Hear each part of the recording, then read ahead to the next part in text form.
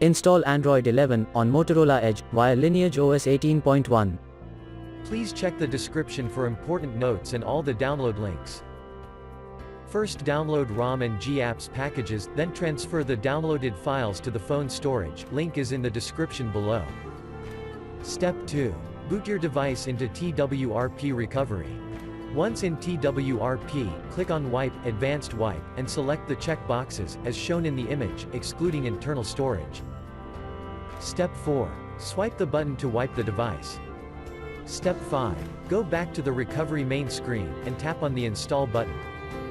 Step 6. Navigate to the storage, and select the ROM zip file. Step 7. Finally, swipe the button on the screen, to install ROM file.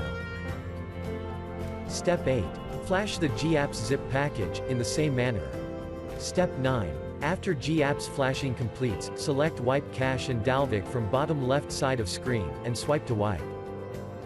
Step 10. When the flashing process is complete, hit Reboot System. That's it, you have successfully installed the ROM on your device.